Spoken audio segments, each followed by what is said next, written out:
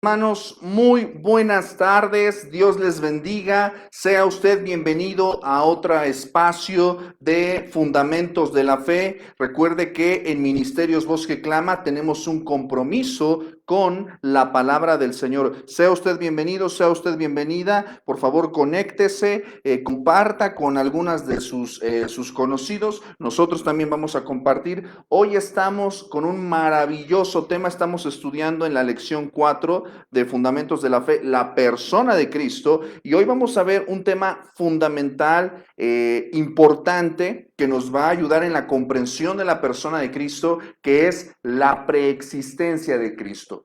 Antes de su encarnación, ¿qué pasa con el Señor Jesucristo? Es lo que vamos a ver el día de hoy, así que por favor saque su Biblia, invite, reúnase, prepárese, vamos a meditar en la palabra del Señor y vamos a mandar nuestras ligas. Regáleme unos segunditos, vamos a mandar nuestras ligas y mientras pues saludamos clase, ¿cómo estamos? Bien. Por acá, la audiencia de 200 personas, guiño, guiño, guiño, guiño. John Knox, el reformador de la Iglesia de Escocia, de hecho el fundador de lo que se conoce como la Iglesia Presbiteriana, él decía, un hombre con Dios siempre es mayoría. Entonces, aquí somos mayoría, ¿verdad? Amén. Muy bien, pues vamos a mandar nuestras ligas. Sea usted bienvenido. Recuerde que nosotros estamos aquí en vivo. También nosotros vamos a compartir después el video a través de YouTube y ya puede usted escucharlo. Desde esta semana usted ya puede escucharlo en SoundCloud y en Spotify. Ya puede escucharlos por completo, ya los puede oír ahí mientras va en el coche, ahí en el tráfico, 2 horas en el tráfico. Aprovécheles bien, sin perder el tiempo, ¿verdad? Mientras va escuchando palabra del Señor, ¿verdad? Sí, ¿verdad? Sí. Sí, bueno, es que la verdad te voy a ser franco, o sea, con todas las horas que uno pasa a veces en el transporte público, de verdad, es tiempo de vida que se te está yendo en el... O sea, se te va el tiempo de vida. Y digo, yo sé que quien conduce pues no puede leer, ¿verdad? Pero a veces a veces los programas de radio distan mucho de ser edificantes. Entonces, la verdad se los recomiendo. Digo, no es que acá hagamos el pan en casa, ¿verdad? Pero está muy bueno. La verdad está muy bueno. Y pues, ¿qué más le digo? Está muy bien. Y de hecho también esta semana estuvimos ya iniciando un plan de lectura, estamos compartiendo el plan de lectura de Robert Murray McCheyne, uno de los planes de lectura más conocidos en la iglesia reformada. Robert Murray McCheyne pues fue un gran expositor de la palabra del Señor y de hecho, nada más para que se dé un quemón, uno de los principales expositores bíblicos del siglo XX, el doctor Martin Lloyd-Jones, usaba en su tiempo devocional el plan de lectura de Robert Murray McCheyne. Entonces, viene bien recomendado ese plan de lectura. Se lo recomiendo si usted no tiene el hábito de pararse en la mañana o ir a las escrituras, pues se lo recomiendo. ¿Verdad? Ya le ayudo yo, ya le ayuda a servidor, ¿verdad? Yo leo por usted, usted nada más escuche, ¿verdad? Usted nada más escuche, no hay problema. Ya no hay tema con eso, ¿verdad? Bueno, pues vamos a compartir por ahí. Luego esto luego se pone muy lento. Usted perdone, ¿verdad?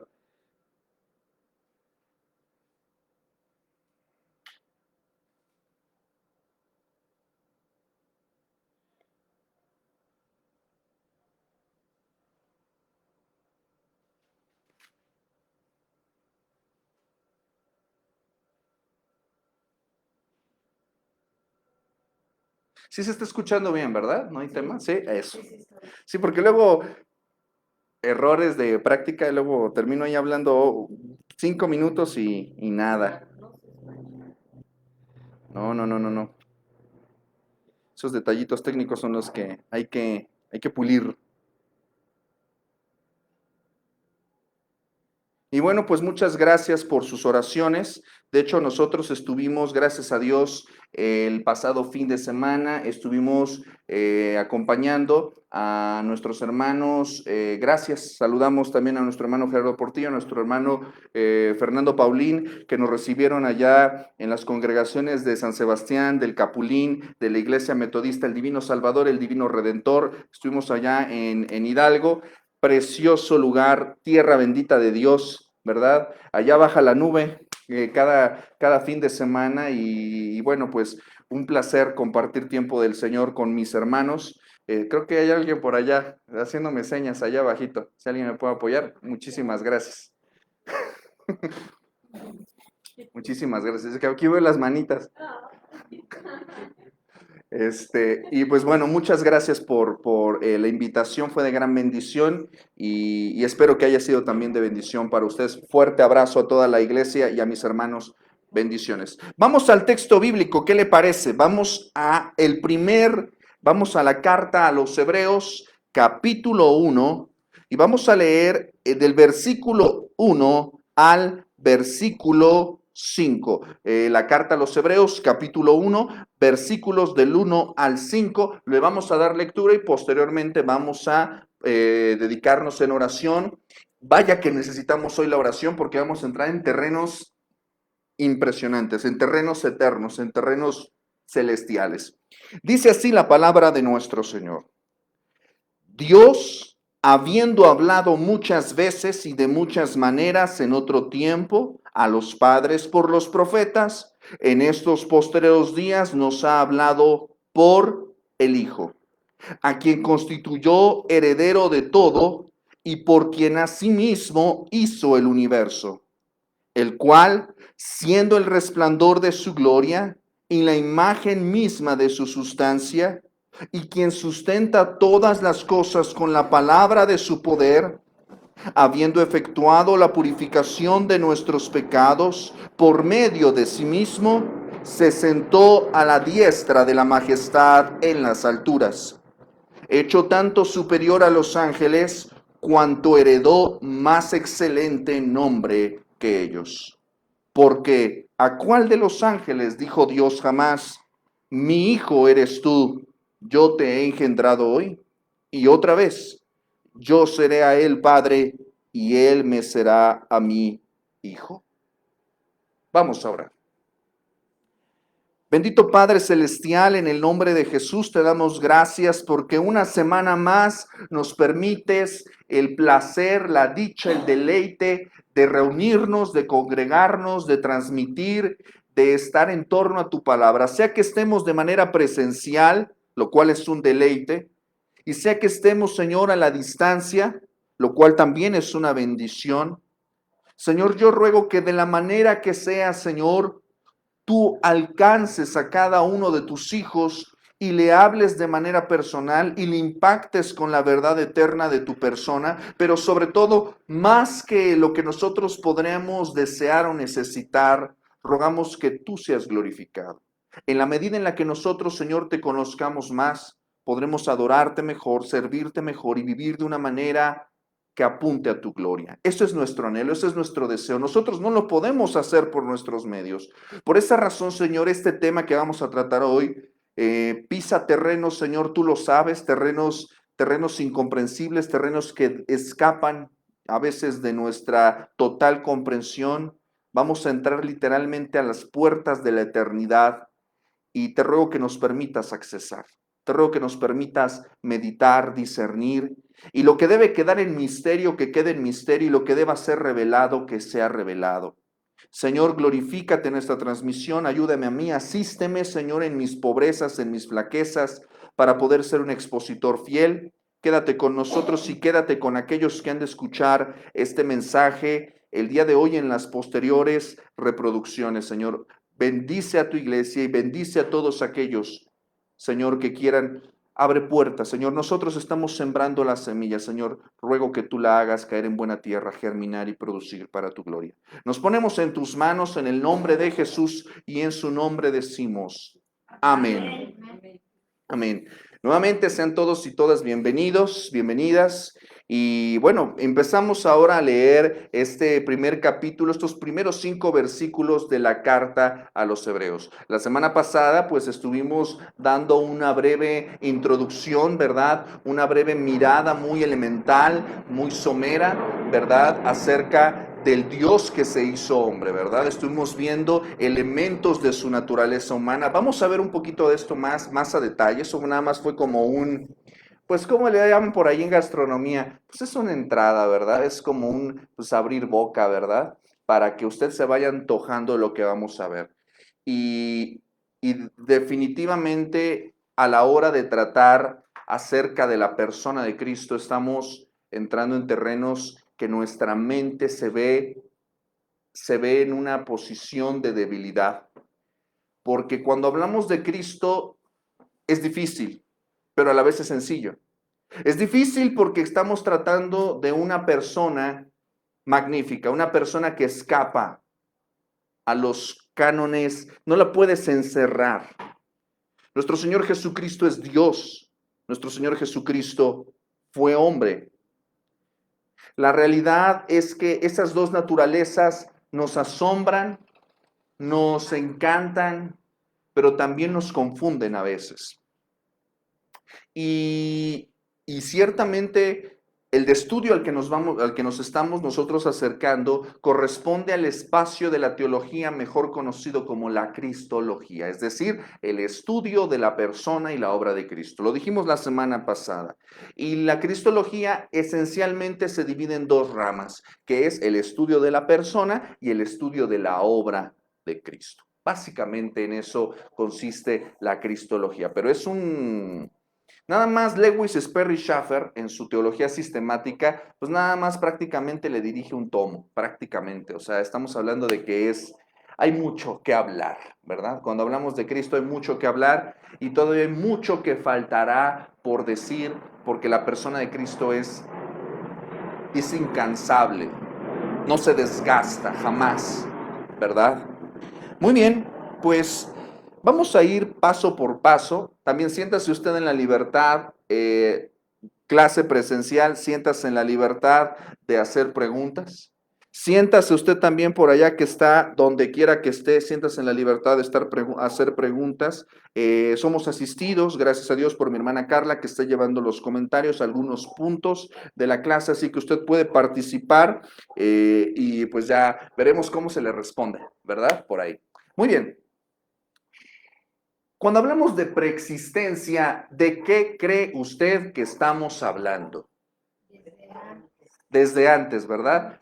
Pues pre, ¿no? Cuando hablamos del preescolar, cuando hablamos de algo que es previo, cuando hablamos de algo, no sé, ayúdenme por favor. Cuando hablamos de prever, ¿verdad? Alguien que es precavido.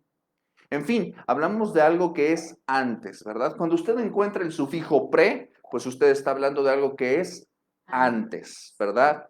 Y aquí vamos a hablar acerca de qué pasa antes de que el Señor Jesucristo, y probablemente la expresión existencia sea equivocada, porque nuestro Señor Jesucristo, algunos teólogos, quizás algunas mentes, han llegado a formular la expresión de que Dios no existe, porque la existencia implica creación, por lo tanto Dios es así, simplemente. Yo no quiero entrar en esos rincones de sofismas, ¿verdad? Pero la realidad, ahorita vamos a ir a la escritura para que no se duerma, ¿verdad? Ya sabe que aquí hay que traer Biblia sí o sí, porque aquí hay Biblia. Aquí se come muy sabroso Biblia. En fin, entonces cuando hablamos de la preexistencia de Cristo, pues estamos hablando de antes de su encarnación. ¿Qué pasa con el Señor Jesucristo, con la segunda y bendita persona de la Trinidad antes de venir a este mundo? Nosotros adoramos, seguimos, obedecemos a la segunda persona de la Trinidad, pero la conocemos gracias a que Él vino a este mundo. Él se encarnó, ¿verdad? Más bien, el Espíritu Santo obró en el vientre de esta mujer conocida como María, que nota de pie de página, ni es divina, ni nada por el estilo, simplemente fue una mujer, una señorita, ¿verdad? A la cual Dios usó ¿verdad? Y ella se dispuso para ser usada por el Señor, pues para hacer nada más el privilegio, ¿verdad? De ser la madre, en este caso, podríamos decirlo así,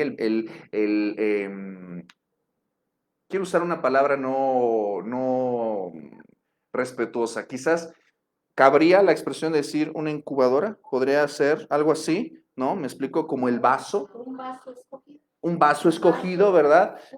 Algo así, ¿no? Digo, no quiero ser sensible, ¿verdad? No quiero herir susceptibilidades. Y ahí nació nuestro Señor Jesucristo y vivió toda una vida. Pero eso lo vamos a ver más adelante. Pero ¿qué pasa antes de? ¿Qué pasa? Y la pregunta es, ¿la Biblia tiene algo que decirnos acerca de la preexistencia de Cristo? Bastante. Bueno, pues vamos a ver qué pasa con Cristo antes de que venga en ese pesebre de Belén, antes de que caminara por las tierras de Palestina, antes de que pudieran escuchar su voz, ¿verdad? Antes de que pudieran ver su rostro como hombre, antes de que pudiera ser tocado. De las cosas que yo todavía no me alcanzo a imaginar en maravilla y en deleite es la belleza de la persona de Cristo. El ser tocado por sus manos, el ser visto por sus ojos, el escuchar su voz humana, el pasar tiempo con Él, el caminar con Él, eso es glorioso. El escuchar, yo de las cosas que alguna vez creo que lo mencioné en un sermón, imagínese a los discípulos escuchando orar a nuestro Señor Jesucristo. Eso debe haber sido todo un espectáculo.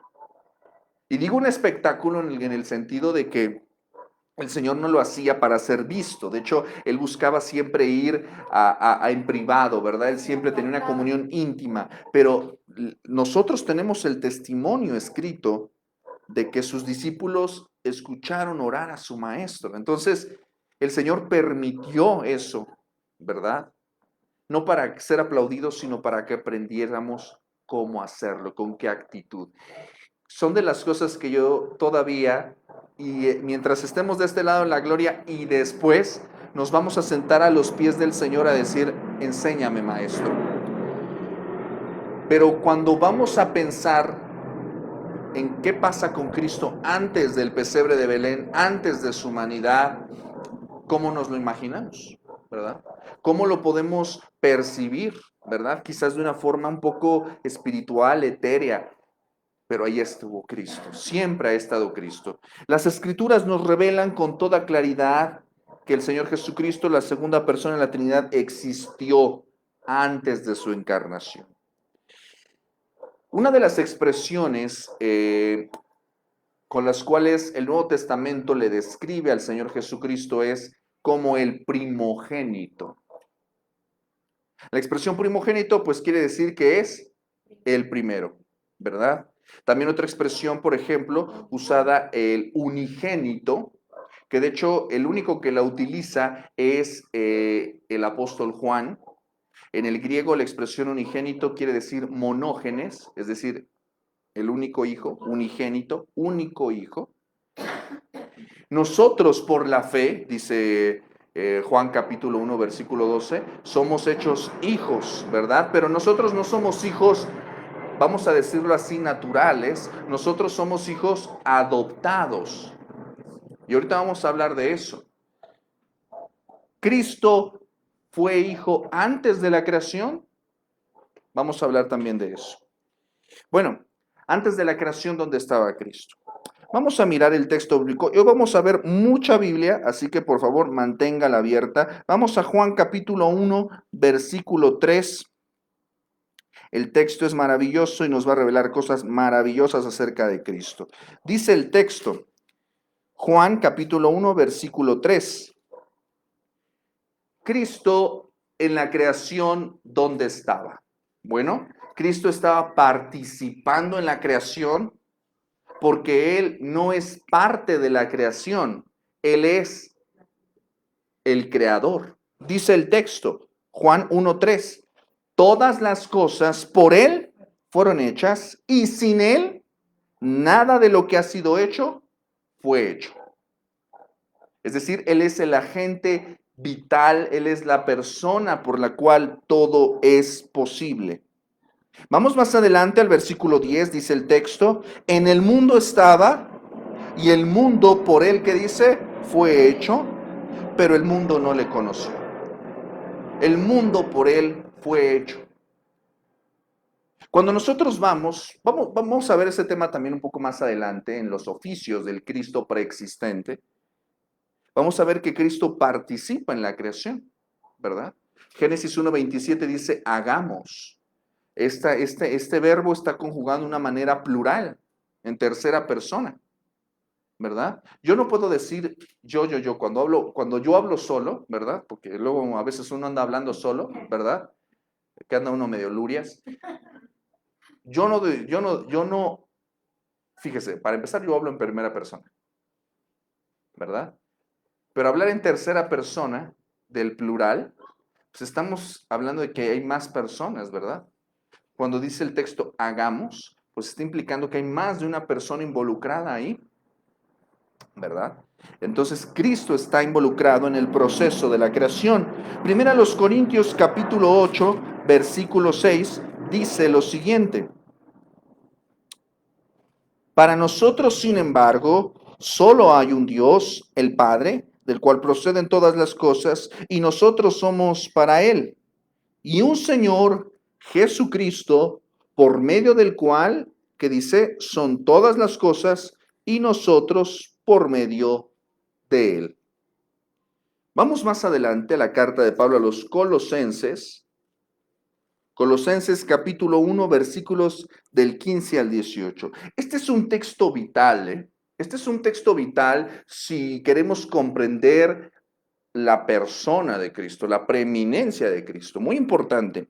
Escuche lo que dice este maravilloso y potente versículo. Dice, porque Él, hablando de Cristo, Él es la imagen del Dios invisible, el primogénito de toda creación, porque en Él fueron creadas todas las cosas.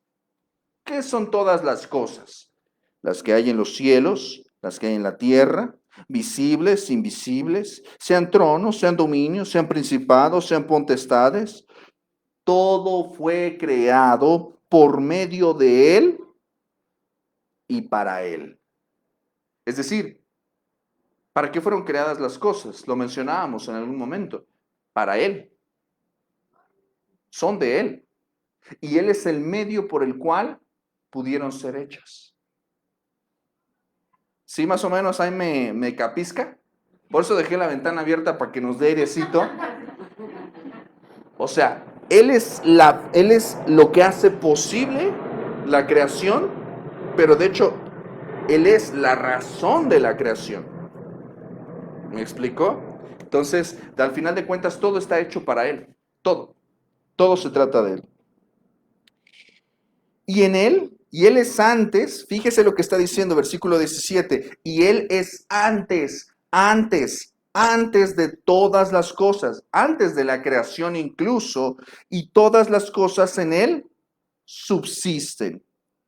Y Él es la cabeza del cuerpo que es la iglesia. Diga amén. Amén. Él, que es el principio, el primogénito de entre los muertos, para que en todo tenga la preeminencia. ¿Qué texto? Es un texto sumamente potente. Y si usted leyó junto conmigo, se va a dar cuenta de algo interesante. La palabra primogénito en este pasaje de Colosenses 1 del 15 al 18 se utiliza 2 veces para decir que Cristo es el primogénito. ¿El primogénito de qué? De la creación y el primogénito de los muertos, entre los muertos.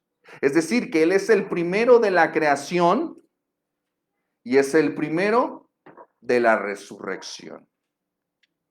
Esto es una verdad potente, porque nos asegura la realidad de que Cristo es primero, es antes y después. Romanos 8:29. Vamos un poquito para atrás. Romanos 8:29. Creo que hay alguien allá abajo. En Romanos 8:29, muchas gracias, qué amable. Romanos 8:29 dice el texto, porque a los que dice, antes conoció, a los que antes conoció, los que antes conoció. Tú y yo, mi amado, mi amada, fuimos conocidos por Cristo antes. Tu vida no es un accidente, tu vida no es un volado. Tú no eres el, ups, se le barrió a mamá y a papá. No, probablemente sí, ¿verdad? A ellos. Pero de Dios no hay accidentes. Ninguna vida humana a los ojos de Dios es un accidente. Y en el tema de la salvación, dice que los que han sido escogidos para salvación son conocidos desde antes. Y no solamente eso, sino que son predestinados desde antes para que fuesen hechos conformes a la imagen de su Hijo. Entonces, somos predestinados para nosotros ser formados a la imagen de ¿quién? ¿Del pastor? ¿A la imagen de la iglesia? ¿A la imagen de quién? De Cristo. Entonces, esencialmente el cristiano no debería de tener otra ambición, otra expectativa, porque de hecho no hay otra expectativa, más que ser parecidos a Cristo. No hay otra expectativa, no hay otra, no existe. Pues tenemos que ser nosotros hechos conformes a la imagen de su Hijo para que Él, ¿qué dice? Para que Él sea, ¿quién? El primogénito entre muchos hermanos. Hace poco, ya sabe que a mí no me gusta hacer corajes, ¿verdad? Luego que leo por allí alguna publicación medio pagana, va a decir, ay hermano, ya no haga corajes, pues es que ¿qué hago?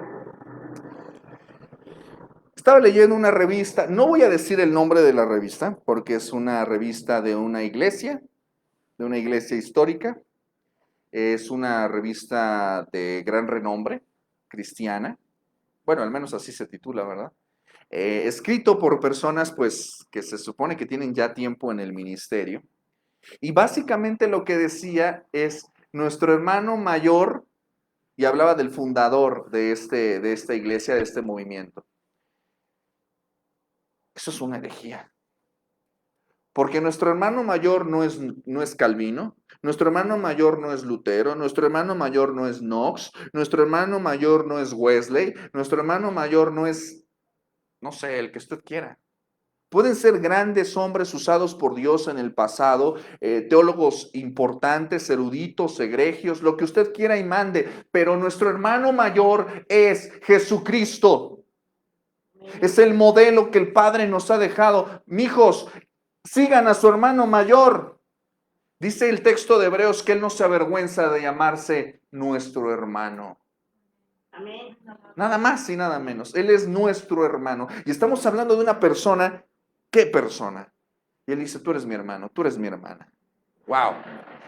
Cristo fue dispuesto y Él se dispuso para ser el primogénito entre muchos, muchos, muchos hermanos. Qué maravilloso texto. Hebreos capítulo 1, versículo 2, lo acabamos de leer hace un momento, ¿verdad? Dice que Dios nos ha hablado por el Hijo, ¿verdad? Hebreos nos dice que Dios nos ha hablado por el Hijo, a quien constituyó heredero de todo, y por quien asimismo, ¿qué dice? Hizo el universo. Hebreos capítulo 1, versículo 2. Entonces el texto nos está diciendo que Cristo no solamente es el heredero, sino es el dueño, el que hizo, el creador, dice, por medio de él, por quien asimismo hizo el universo. Entonces, ¿dónde está Cristo antes de la creación? Pues está creando la creación. Él es el creador, ¿verdad? Muy importante tener esto presente. Vamos más adelante al versículo 10.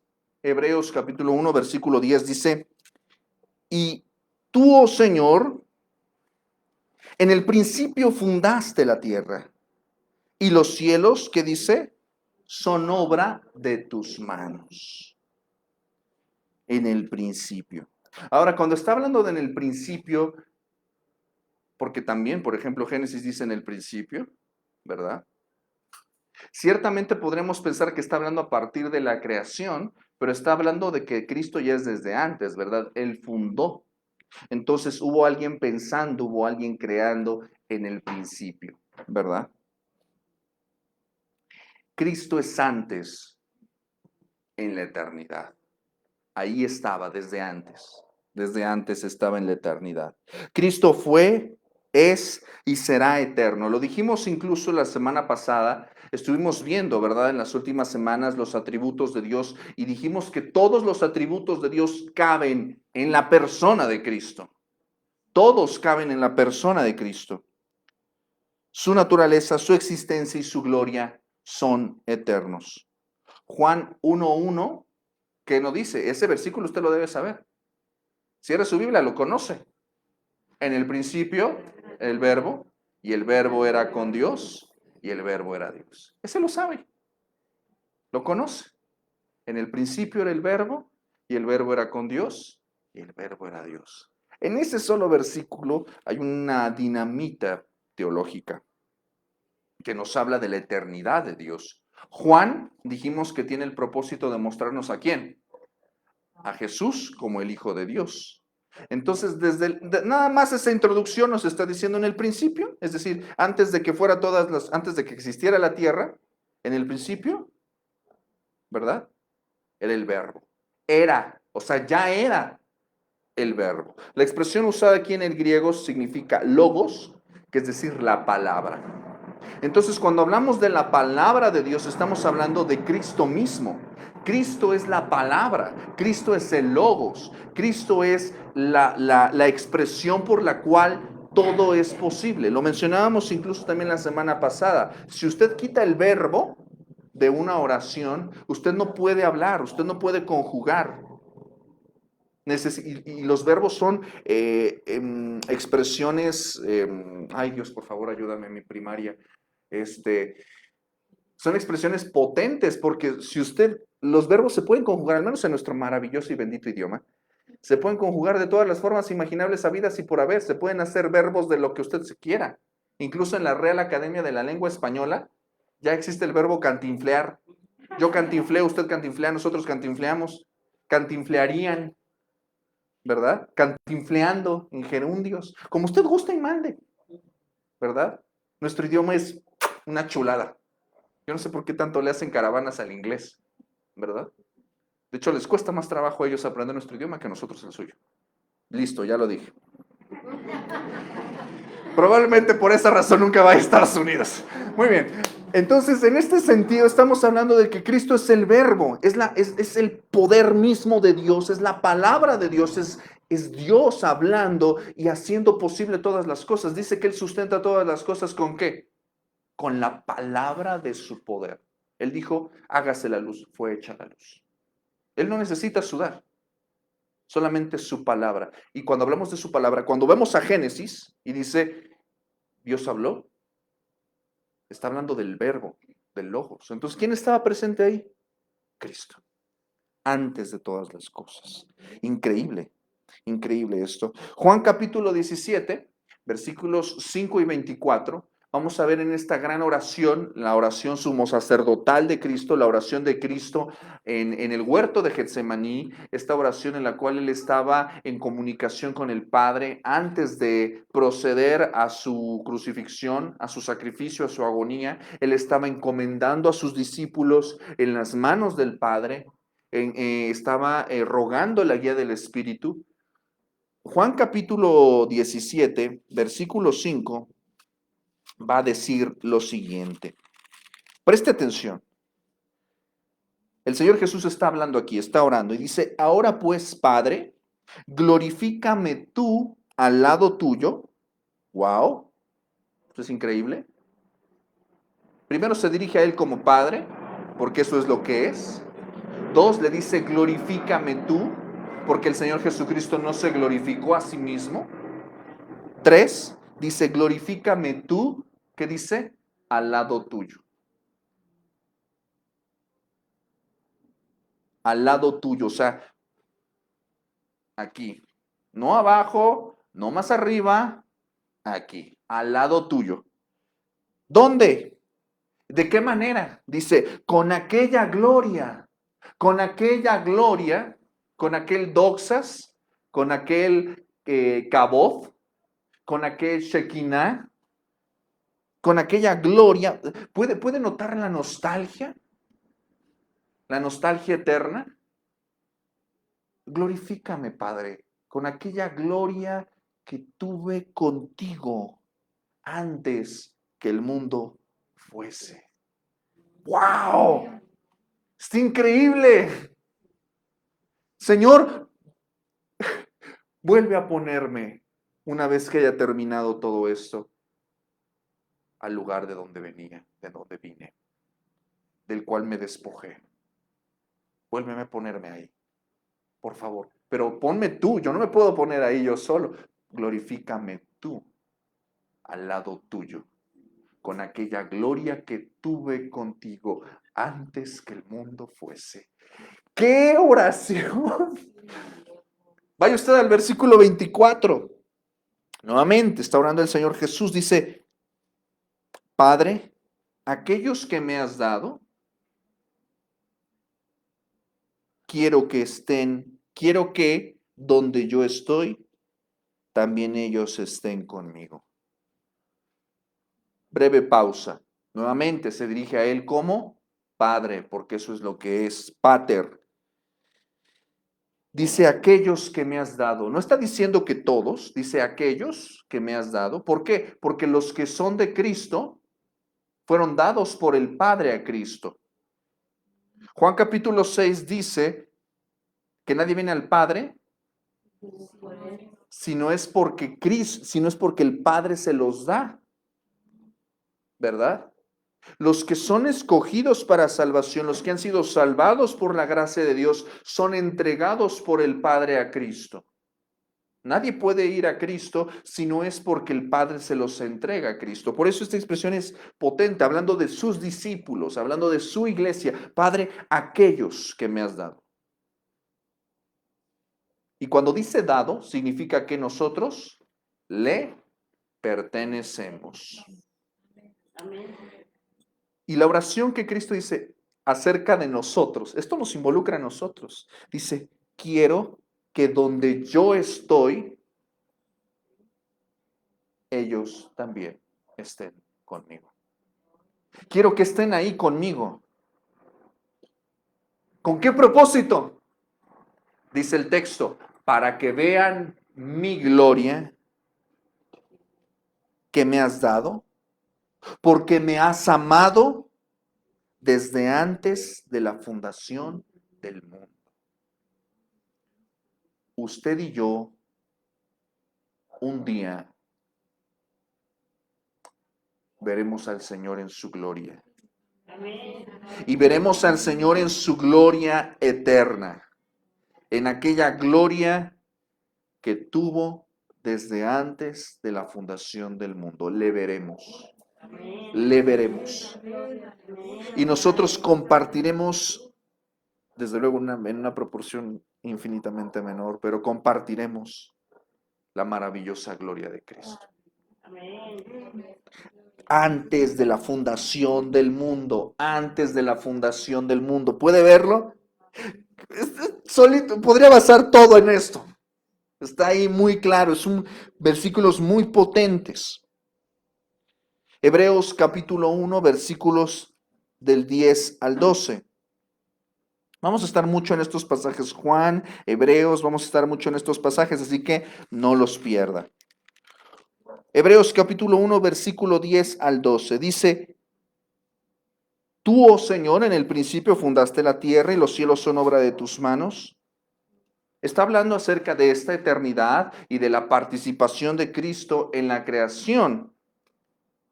Pero hablando de nosotros, ¿qué es lo que dice el versículo 11? Hablando acerca de la creación, hablando de nosotros. Ellos perecerán. La tierra perecerá. Los cielos perecerán. Mas tú, ¿qué dice el versículo 11? Permaneces.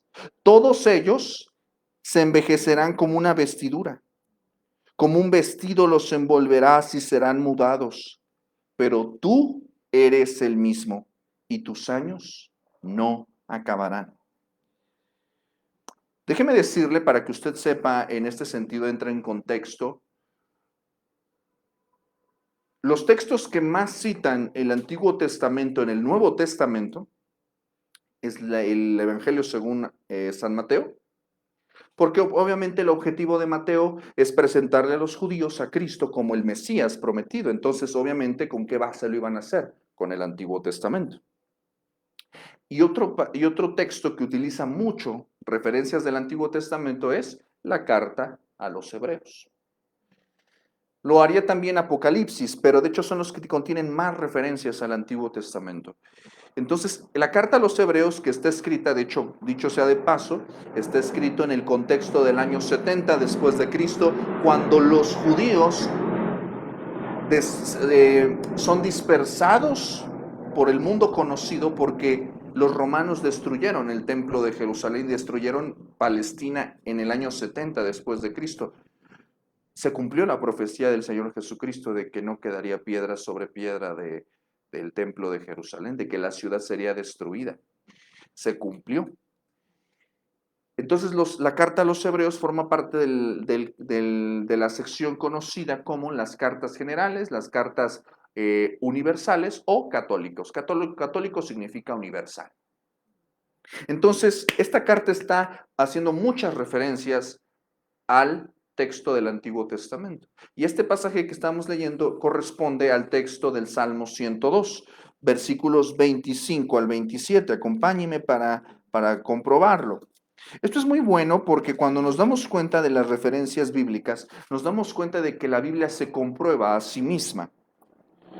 Dice el texto, Salmo 102, versículos del 25 al 27.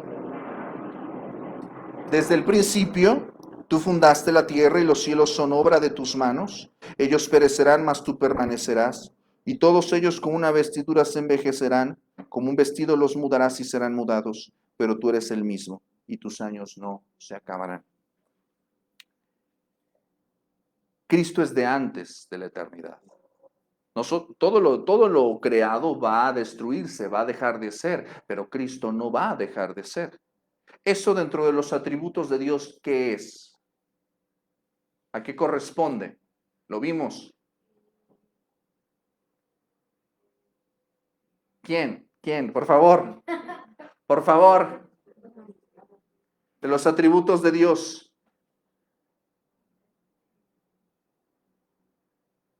Dios no cambia, nosotros sí. Eso corresponde al atributo de la inmutabilidad. Muchísimas gracias. Eso. Oh, qué hermoso. Se me subió la presión, ¿eh? Sí, ¿verdad? Regálame un vasito de agua porque ya ahorita sentí el tremendo. Muy bien, entonces nos damos cuenta de que Cristo, antes de la creación, antes de que fuera fundada la tierra, ya existía. Filipenses 2, el Señor Pablo utiliza el ejemplo del Salvador para enseñar algo a la iglesia de Filipos, para poner el ejemplo, ¿verdad? Y dice Filipenses 2:6, hablando de Cristo, dice, el cual, siendo en forma de Dios, no estimó el ser igual a Dios. ¿Recuerda lo que leímos hace un momento de Juan 17? No estimó el ser igual a Dios como cosa que aferrarse, sino que dice, se despojó a sí mismo, tomando forma de siervo, hecho semejante a los hombres. Semejante a los hombres, se despojó de su gloria, ¿verdad? Esto es una cuestión muy importante. Nos damos cuenta de que el Señor Jesucristo se despojó, pero Él provenía de una gloria. R.C. Sproul, Robert Charles Sproul, dice que uno de los aspectos más descuidados de la predicación de la obra de Cristo es la ascensión de Cristo. Es decir, se predica de la encarnación, Se predica de la infancia, se predica del bautismo de Jesús, se predica de la obra de Jesús, de las enseñanzas de Jesús, de la vida de Jesús, se predica de su arresto, de su crucifixión, de su resurrección. Pero muy pocas veces prestamos atención al hecho de que el Señor Jesús, resucita y luego ¿qué sigue? Asciende a los cielos. Y esto es importante porque entonces vemos que se cumple el hecho de que Cristo vuelve a esa gloria que tenía previamente, vuelve a la eternidad, vuelve al trono. El Padre le cumple su oración, le cumple esta petición, le glorifica, porque Cristo no se subió a sí mismo, fue ascendido a los cielos. Ahora, ¿por qué es importante la ascensión? Yo llevo los últimos 4 años predicando acerca de la ascensión, acerca de esto, porque es importante que recordemos, porque es importante que usted y yo sepamos que Cristo ascendió a los cielos, porque si Cristo no ascendió a los cielos, entonces, ¿quién intercede por nosotros? Si Cristo no asciende a los cielos, ¿qué abogado tenemos para con el Padre? Si Cristo no asciende a los cielos, entonces no podremos disfrutar el beneficio del Espíritu Santo. El poder del Espíritu Santo era necesario, por eso dice, les conviene que yo me vaya, porque les enviaré el Consolador. Si Cristo no asciende a los cielos y no está en gloria, ¿de dónde va a volver? ¿De dónde va a volver para darle victoria a Dios sobre sus enemigos? ¿De dónde va a volver para rescatar a su iglesia? ¿De dónde va a volver en gloria? ¿De la tierra misma? No. ¿De dónde venía? Por eso es su segunda venida, su segundo advenimiento. La ascensión es sumamente importante dentro del panorama de la obra redentora. Muy importante esto. Pregunta clase. ¿Ya están despiertas? ¿O ya están mareadas? ¿O ya tienen sueño? Muy bien, porque ahora vamos a entrar en terrenos, como diría el Señor a Moisés. Vamos a entrar en terrenos de misterio, vamos a entrar en terrenos en tierra santa, así que quítese las sandalias, ¿verdad? No tanto porque hace frío, pero a lo que voy es a esto. Vamos a entrar en terrenos eternos, vamos a entrar en terrenos donde los eruditos, los académicos, los teólogos, los pastores, los predicadores, los expositores, los escritores, los concilios de la iglesia a través de la historia, se han puesto a pensar y los han hecho sudar. Hay 2 textos que nos hacen reflexionar acerca de la persona de Cristo y que han sido también motivo de controversia, de polémica. Cristo siempre causa polémica. En la eternidad había polémica porque a final de cuentas, pues cómo Dios puede perdonar el pecado y juzgar al cómo puede perdonar al pecador y juzgar el pecado, ¿verdad? Cristo, entramos nuevamente, les comento, cuando hablamos de su naturaleza, entramos en terrenos donde nuestra mente se queda pequeñita, porque cuando hablamos de Cristo, hablamos de Él como Dios, hablamos de Él como hombre, hablamos de esta unión de estas 2 naturalezas 100% perfectas, la unión hipostática. El Salmo 2, versículo 7, es un salmo muy potente porque va a decir, el Señor está hablando aquí a su pueblo rebelde, a su pueblo que se insubordina, y le dice, pero yo publicaré el decreto. Jehová me ha dicho, mi hijo eres tú, yo te engendré hoy. Este texto nuevamente sería citado por el autor a la carta a los Hebreos, nuevamente, volvemos a Hebreos, y lo leímos hace un momento, Hebreos capítulo 1, en el versículo 5. Y el propósito de la carta a los hebreos es presentar a Jesús como superior, a Jesús como mayor. La carta a los hebreos nos va a decir, Jesús es mayor que los ángeles, Jesús es mayor que cualquier profeta, Jesús es mayor que Moisés, Jesús es mayor que la ley, Jesús es mayor que los rituales, mayor que los sacrificios, Jesús es mayor que el arca, que todo, que la sangre de los toros, de los machos cabríos. Cristo es superior, lo que Él hizo es superior. Todo lo que pasó en el Antiguo Testamento eran sombras, eran figuras, eran tipos que nos hablaban de Él. Ahorita voy a llegar a eso. Y el autor a los Hebreos dice, porque a cuál de los ángeles dijo Dios jamás, mi hijo eres tú, yo te engendré hoy. ¿A cuál de los ángeles Dios le dijo, tú eres mi hijo? A ninguno. A ninguno. Solo a Cristo. Ahora, note por favor que utiliza una expresión que aún hoy sigue siendo un tema de análisis y de debate. ¿El Hijo de Dios fue engendrado? El Salmo 2 dice, yo te engendré hoy. Lo vuelve a citar el autor a los Hebreos, yo te engendré hoy. Cuando hablamos del engendramiento, ¿de qué estamos hablando? ¿Qué es engendrar?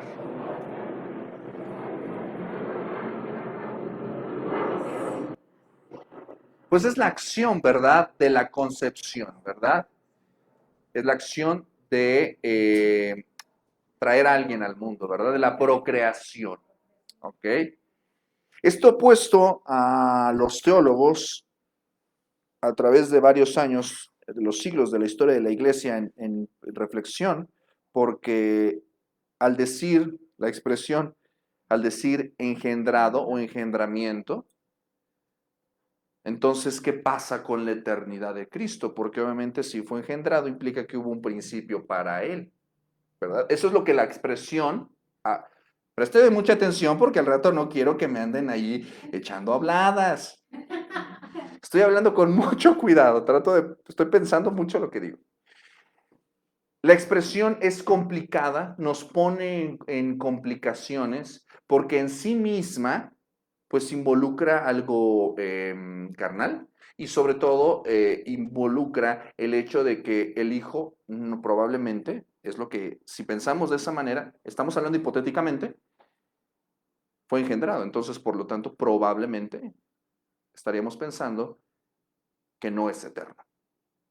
Vamos a reflexionar, ¿qué les parece?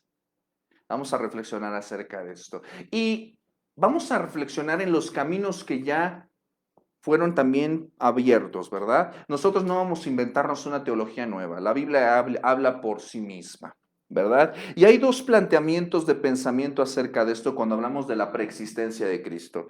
Uno es la filiación eterna y el otro es la filiación encarnacional. No se me asuste. Cuando hablamos de filiación, estamos hablando del vínculo de filiación, el vínculo de padre e hijo, ¿verdad? Usted tiene una filiación, ¿verdad? De madre e hija, ¿verdad? Tienen filiación, tienen un vínculo, ¿verdad? Filiación. La relación eterna o la relación encarnacional. Cuando hablamos de la filiación eterna, estamos hablando, para ponerlo en términos más así, lo más extra, ultra, mega, recontra, archi, super, non plus, ultra sencillos, estamos hablando simple y sencillamente de que el Hijo de Dios es llamado Hijo de Dios porque comparte la misma esencia de Dios. Es decir, el Padre es Dios y por lo tanto su Hijo también es Dios. ¿Por qué? Porque comparten la misma esencia divina. ¿Me explico?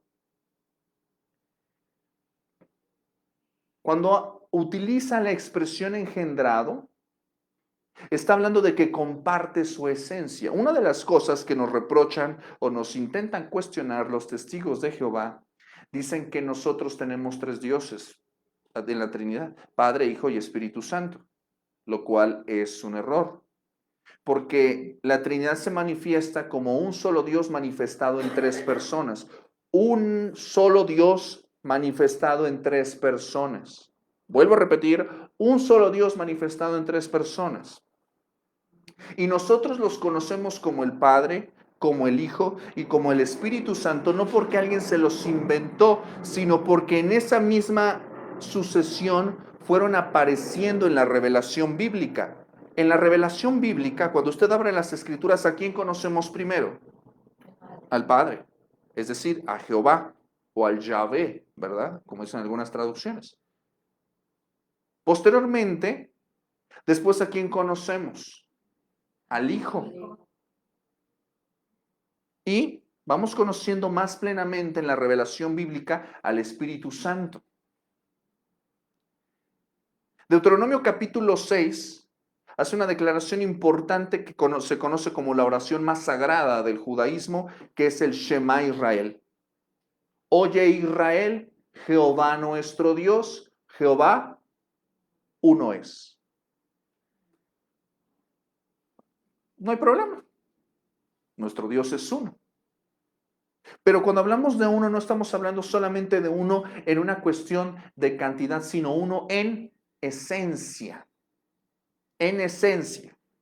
¿Por qué? Porque Primera de Juan, capítulo 5, nos va a decir que tres son los que dan testimonio en el cielo: el Padre, el Hijo y el Espíritu Santo. ¿Por qué se les conoce? ¿Por qué se les dio estos nombres? Seguramente usted en algún momento que ande ocioso o ociosa se pregunta, ¿por qué Padre? ¿Por qué Hijo? ¿Por qué Espíritu Santo? Ahora, si Cristo es el Hijo, porque comparte la misma esencia con el Padre, ¿por qué no se le llama al Espíritu Santo Hijo también? Si ustedes fueran a un seminario, tendrían que hacer el mismo ejercicio teológico de pensar. Esto es algo que debería de ser hecho en las iglesias, porque nosotros a veces creemos algo, repetimos algo, cantamos algo, pero no nos ponemos a pensar por qué creemos en lo que creemos. Y al rato los niños nos hacen preguntas y ¡ah! Viene el teólogo o viene el testigo de Jehová o viene cualquier otra persona y nos hace preguntas, o viene el ateo o viene el tío ateo, el primito ateo, y te hace preguntas y tú, ¡ah! Ahora, estos caminos, nosotros, ¿por qué le conocemos como el Padre? Bueno, principalmente porque las características de cómo se ha revelado su persona se han manifestado como similares a las de un padre. Es decir, en cuestión de provisión, en cuestión de enseñanza, en cuestión incluso de disciplina. ¿Me explico? Hay una forma de lenguaje bíblica que nosotros conocemos como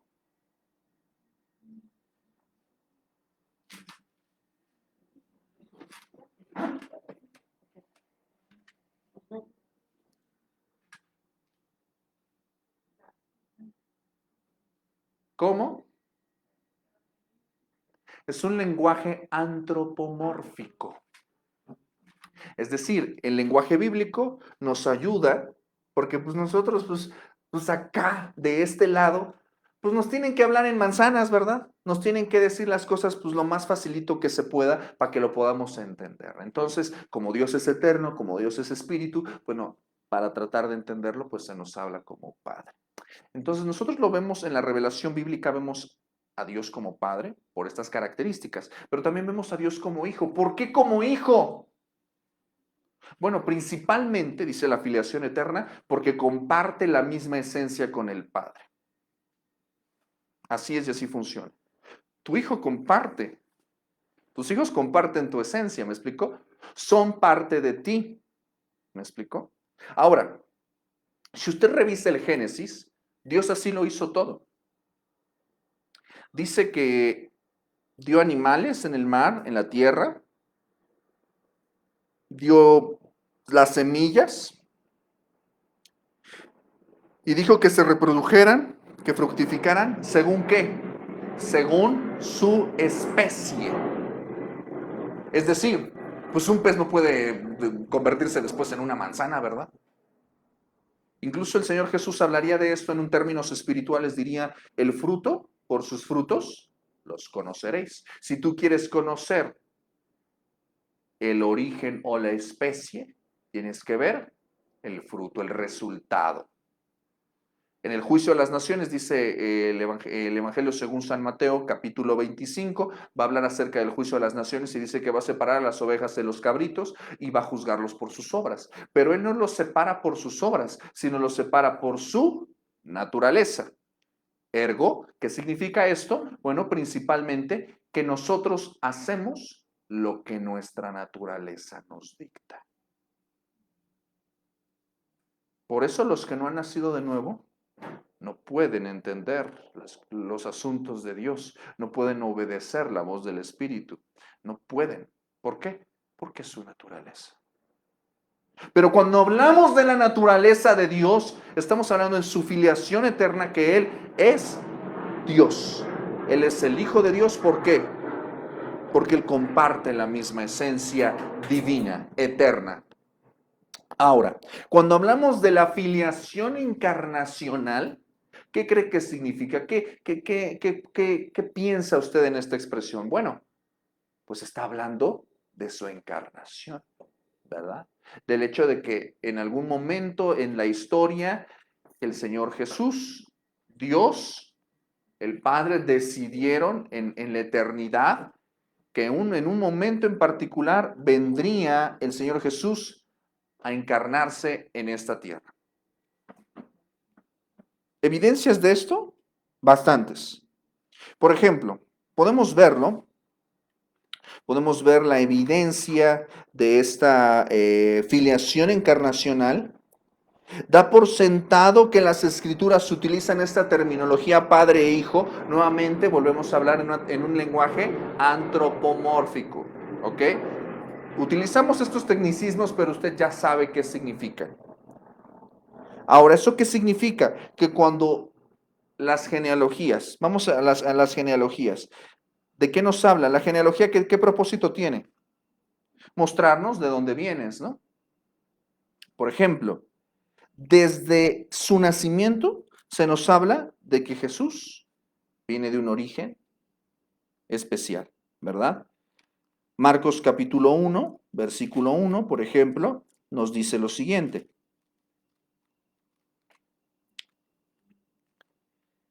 Principio del Evangelio de Jesucristo, Hijo de Dios.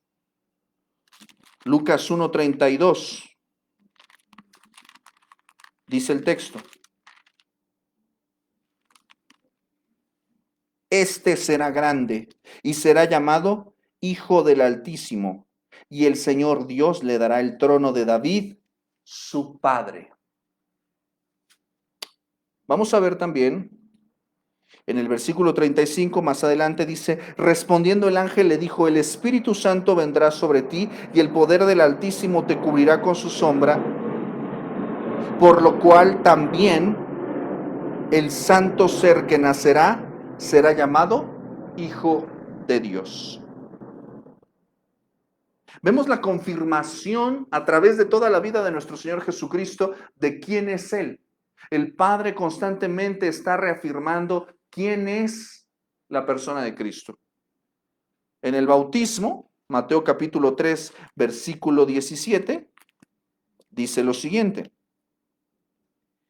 Y hubo una voz de los cielos que decía, este es mi Hijo amado, en quien tengo complacencia. En su transfiguración, Mateo 17:5, dice el texto, mientras él aún hablaba, una nube de luz los cubrió y aquí una voz desde la nube que decía, este es mi Hijo amado, en quien tengo complacencia, a él oíd. Acerca de su resurrección, por ejemplo, Hechos 13, del 30 al 33, dice lo siguiente. Mas Dios le levantó de los muertos y él se apareció durante muchos días a los que habían subido juntamente con él de Galilea a Jerusalén, los cuales ahora son sus testigos ante el pueblo. Y nosotros también os anunciamos el evangelio de aquella promesa hecha a nuestros padres, la cual Dios ha cumplido a los hijos de ellos, a nosotros, resucitando a Jesús, como está escrito también en el Salmo segundo, mi hijo eres tú, yo te he engendrado hoy. Romanos capítulo 1, versículo 4, dice lo siguiente, que fue declarado, voy a leer un poquito más atrás, versículo 2, dice que él había prometido antes por sus profetas en las Santas Escrituras acerca de su Hijo, nuestro Señor Jesucristo, que era del linaje de David según la carne, que fue declarado Hijo de Dios con poder, según el Espíritu de Santidad, por la resurrección de entre los muertos. Pregunta clase, ¿Cristo fue hijo antes de ser encarnado? ¿Fue hijo porque se encarnó? ¿O fue hijo porque hizo todas estas cosas?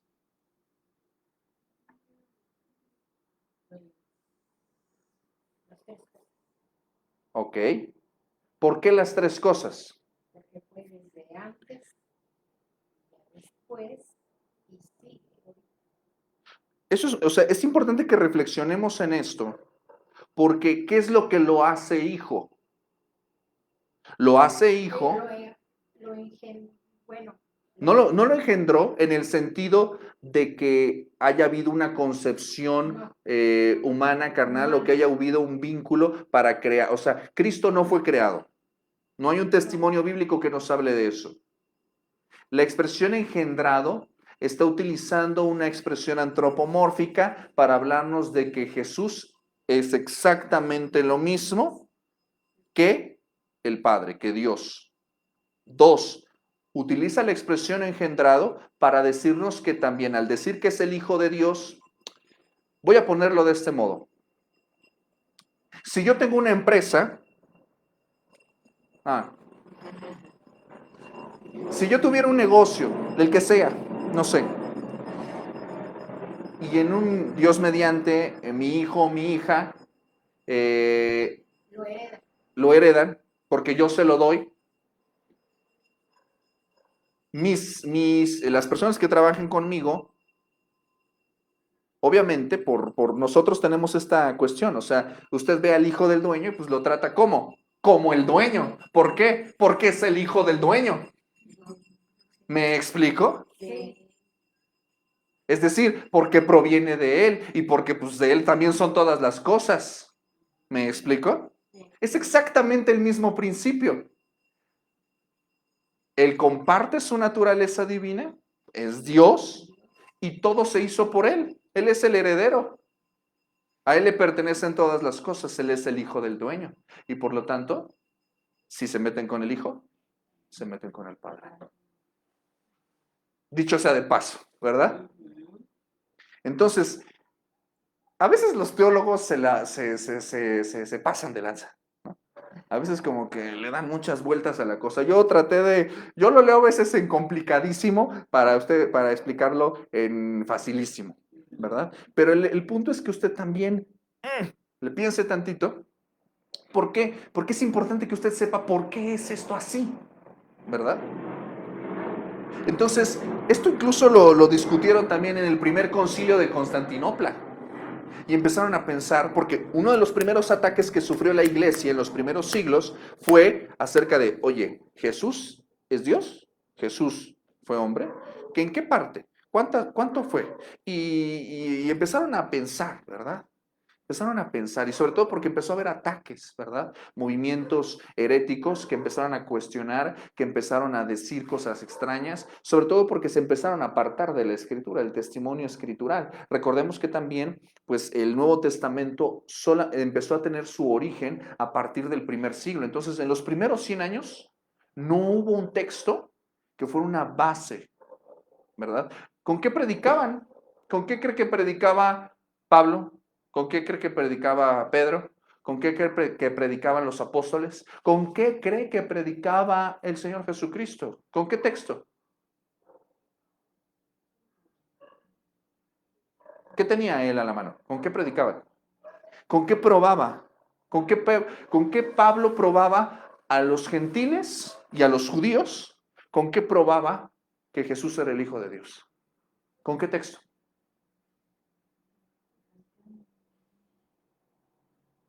¿De qué texto disponían ellos? Los hebreos, ¿de qué texto disponían? Pues del Antiguo Testamento. Lo que hoy muchas iglesias le hacen el fuchi es la base misma de la predicación apostólica. El Antiguo Testamento es la prueba fidedigna, era la credencial de Pablo para decirles Jesús es Dios, Jesús es el Mesías. Jesús mismo predicaba de él mismo con el Antiguo Testamento, porque no existía todavía el Nuevo Testamento. ¿Se da cuenta? Entonces, digo, esa es una invitación para que usted, pues no solamente lea el Nuevo Testamento está padre porque, bueno, ahí está Jesús y la iglesia y sí, pero vaya al Antiguo, ahí en el Antiguo está Cristo. Ahí está Cristo también. Échele. Entonces, el Antiguo Testamento, el Nuevo Testamento, es a partir de los apóstoles que los escriben. Ok, el Antiguo Testamento, esto ya lo habíamos platicado en las primeras sesiones, el Antiguo Testamento, pues son estos 39 libros, ¿verdad? Estas colecciones que fueron escritas a través de más de 1500 años por, por varios autores diferentes, pero en este proceso, esto sí lo escribieron los profetas principalmente, ¿no? Los profetas, los patriarcas. Hay 450 años de silencio que se conoce como el periodo intertestamentario, entre Malaquías y el Evangelio según San Mateo. Ahora, nuevamente, el Nuevo Testamento vemos que igual también se organiza de una manera muy particular, ¿verdad? No es que se escribió primero Mateo y luego Marcos y luego Lucas, no, pues se fueron organizando de acuerdo a la temática. Por eso usted tiene los libros poéticos, los libros proféticos, ¿verdad? Ya lo vimos, ya lo habíamos platicado eso. Los libros poéticos, los libros proféticos, los libros históricos. En el Evangelio es lo mismo, ¿verdad? Vemos primero la vida de Jesús como una narrativa hasta cierto punto histórica. Vamos a decir que es como el Pentateuco del Nuevo Testamento.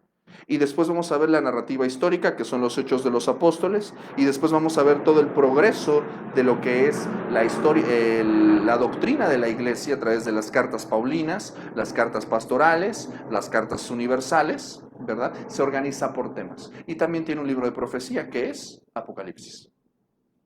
Ahora, el Nuevo Testamento, como tal, empezó a escribirse. El primer texto empieza a escribirse, no sé, como a los primeros 30 años. De hecho, se dice que el primer evangelio creo que es el Evangelio según San Marcos.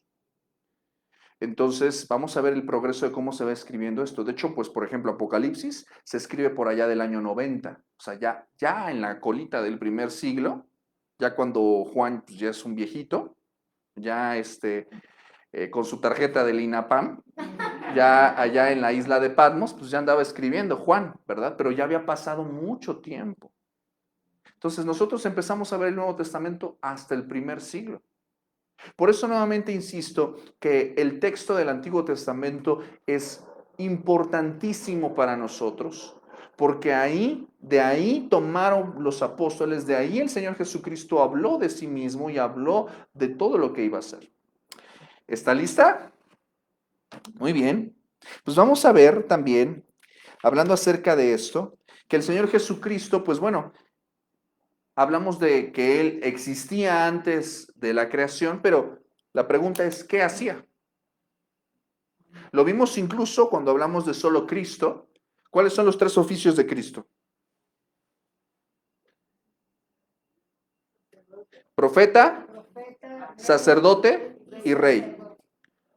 Profeta, sacerdote y rey. Son los 3 oficios de Cristo que nosotros vemos manifestados en su obra. Eso lo vamos a ver más adelante. Pero antes de que el Señor Jesucristo se encarnase, ¿qué hacía? Bueno, primeramente ya lo vimos. ¿Qué es lo que hizo? Crear, ¿verdad? Fue el creador. Ya vimos varios pasajes al respecto, pero también el Señor Jesucristo es el sustentador. Es el que da provisión a esta creación. Esto es algo muy importante porque vamos a ver no solamente que el Señor crea, sino que también guía y sostiene. Cuando hablamos de la providencia, ¿ha escuchado usted la expresión de la divina providencia? Bueno, ¿qué cree que significa? Pues habla simple y sencillamente de el Dios que provee, ¿verdad? El Dios, Jehová Jireh, ¿verdad? Dios proveerá. Los filósofos teístas, los que pues ahí se daban el lujo de decir, bueno, pues Dios sí existe, ¿verdad? Dios creó todo, pero Dios creó, hizo el universo, hizo la creación como una máquina, como un reloj, lo puso a andar, lo dejó colgado y se fue a hacer otras cosas. Ahí lo dejó moviéndose. Se desatendió, se dejó de involucrar con su creación. Ahora, la realidad es que no fue así. ¿Cómo lo podemos darnos cuenta?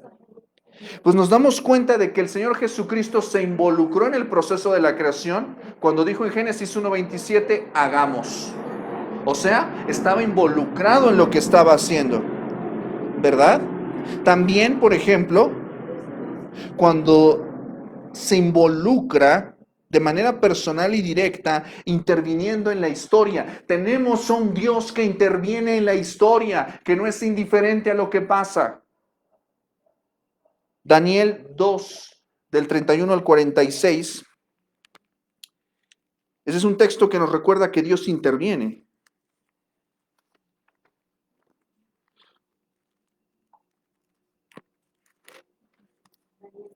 Daniel capítulo 2, versículos del 31 al 46, dice lo siguiente. Tú, oh rey, veías, y he aquí una gran imagen, esta imagen era muy grande. Nabucodonosor tiene un sueño, no lo puede entender, no lo puede interpretar, y convoca a los sabios, a los eruditos, a los magos, a los científicos de su tiempo, y se las pone más difícil. Porque él les contaba el sueño y ellos le daban la interpretación. Pues sí, como Madame Sassou, ¿verdad? Yo te cuento algo y tú interprétalo como tú quieras, pero se las pone más difícil. A ver si son los meros meros. No les voy a decir mi sueño. Díganme qué soñé y díganme cómo lo interpreto. Si realmente ustedes son los meros meros. Y empezó a matarlos. De hecho, empezó a matarlos porque pues no daban una.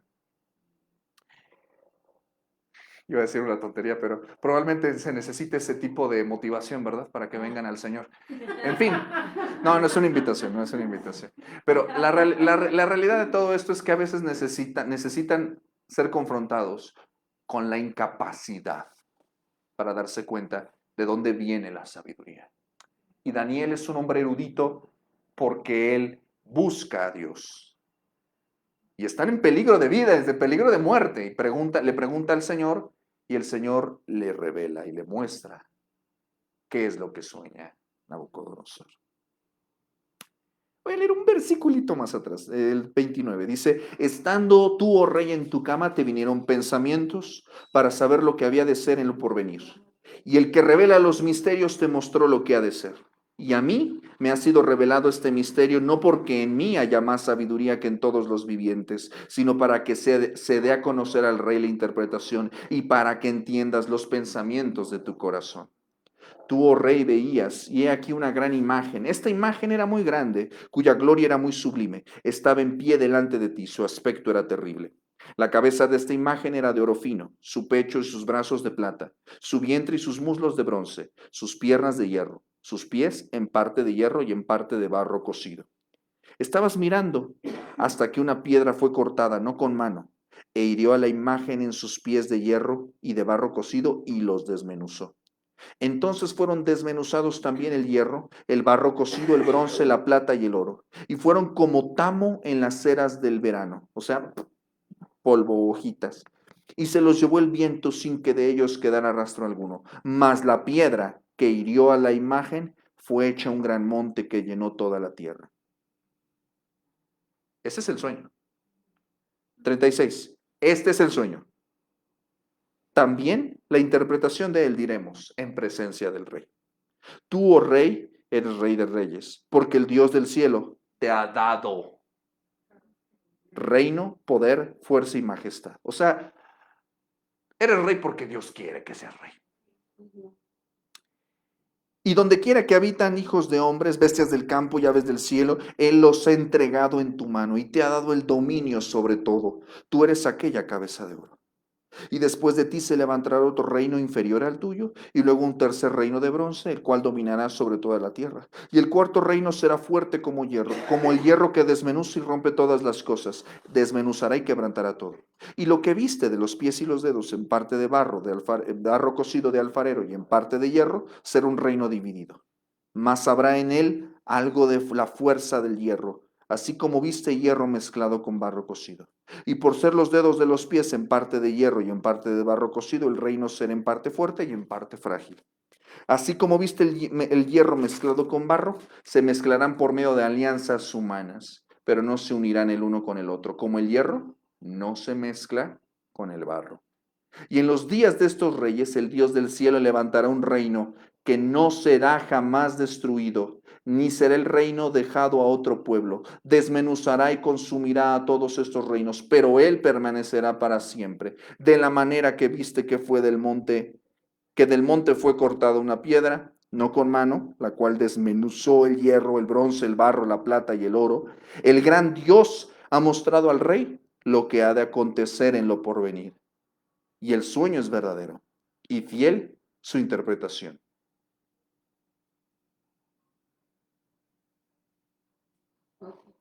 Imagínese la cara del pobre Nabucodonosor. Entonces el rey Nabucodonosor se postró sobre su rostro y se humilló ante Daniel y mandó que le ofreciesen presentes e incienso. Voy a leer un versículo más. El rey habló a Daniel y dijo: ciertamente, el Dios vuestro es Dios de dioses y el Señor de los reyes y el que revela los misterios, pues pudiste revelar este misterio. ¡Wow! ¡Qué texto! Ahora, sin entrar demasiado en interpretaciones, esta figura hablaba de los reinos que iban a venir en el mundo antiguo. Y esta roca, esta gran roca que iba a ser cortada, pues habla de Cristo, ¿verdad? Esta roca que iba a tumbar todos estos reinos. Dios interviene en la historia. Dios interviene en la historia, no es indiferente a lo que pasa en nuestra historia. Vamos a ver también en Apocalipsis 11:15 lo siguiente. ¿Ya se aburrió? No, fue muy interesante. Dice, si alguno quiere dañarlos, ¿qué dije? ¿11 qué? 11:15, ya estoy leyendo otra cosa. Dice, el séptimo ángel tocó la trompeta y hubo grandes voces en el cielo que decían, los reinos del mundo han venido a ser de nuestro Señor y de su Cristo, y Él reinará por los siglos de los siglos. ¿Esto qué significa, mis amados? Significa que nuestro Dios, desde la eternidad, antes de ser encarnado, intervino en la historia. ¿Usted cree que sorprendió a Dios Babilonia? ¿Sorprendió a los asirios, los persas, los egipcios? De hecho, fíjese lo que le voy a decir. Dios le dice a Abraham que en ese linaje que le va a prometer, Él le dice que sus hijos 400 años serán esclavizados en Egipto. Se lo dice a Abraham. Se los dice al tatarabuelo. Les dice, tus tataranietos van a ser esclavizados en Egipto. ¿Cuánto tiempo iba a pasar para que eso sucediera? Un buen rato. Pero dice, y los voy a libertar. Dios es un Dios que interviene en la historia, que interviene en los tiempos. O sea, no dejó colgada ahí la creación y se desentendió. Él intervino. Creo que una de las grandes crisis del siglo XX fue,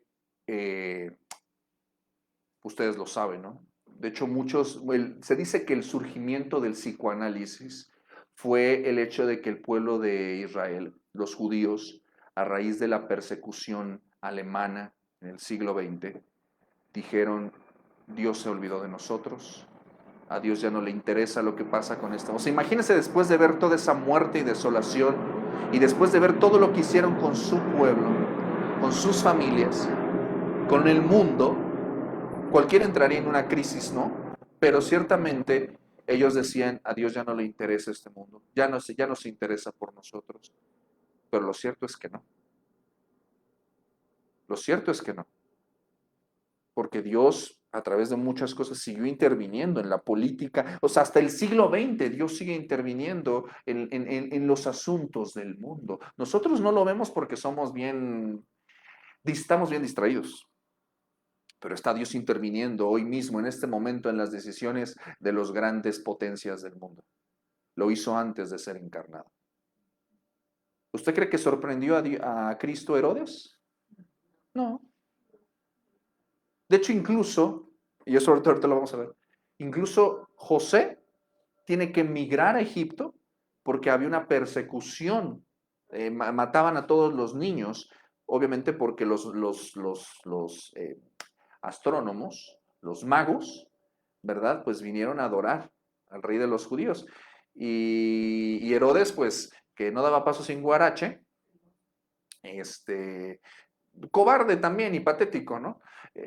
Pero lo cierto es que era un reino que estaba aquello convulso, ¿verdad? Porque, pues, Roma estaba en posesión de Palestina, pero había estos reinados títeres, ¿verdad? Estaba en este caso, estaba Herodes en Galilea, pero pues era un rey títere, ¿verdad? Un sátrapa, un encargado, pero pues él se sentía emperador. Pero lo cierto de esto es que el Señor previó desde antes que lo que iba a pasar. Y por eso se llevó José a su hijo a Egipto. No porque fuera un accidente, no porque fue un ups, sino porque estaba ya escrito. Eso es algo muy, muy impresionante. Vemos a Dios como el arquitecto, a Cristo como el arquitecto de los tiempos, en la revelación de sí mismo en las Escrituras. Cristo estuvo en el Antiguo Testamento, lo vemos desde la espada en el jardín del Edén, lo vemos desde los visitantes de Abraham, lo vemos en el desierto en la nube, lo vemos en la columna de fuego, lo vemos en el arca, lo vemos en el tabernáculo, lo vemos en el templo, lo vemos en los profetas, lo vemos en cada símbolo, en cada tipo.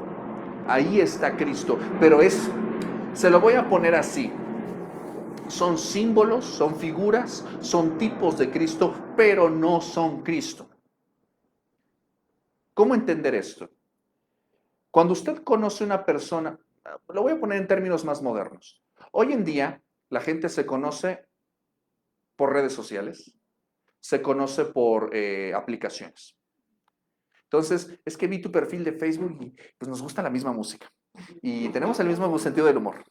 Y me gusta, o sea, conocen entre comillas, porque ven una foto, porque ven un nombre, porque ven ciertas publicaciones que hace. Decimos nosotros que conocemos a alguien. Y en parte sí lo conocemos, ¿por qué? Porque quien escribe eso, pues es la persona que lo escribe que quiere dar a conocer determinadas cosas, ¿verdad? Yo en mi perfil, Daniel Puga, pues pongo mi foto, pongo mi nombre y publico cosas que yo quiero que la gente conozca. Eso es lo que pasó, si lo queremos poner en este ejemplo, es lo que pasó con Dios en el Antiguo Testamento. Mostró una representación de lo que Él era, pero no lo que realmente Él era.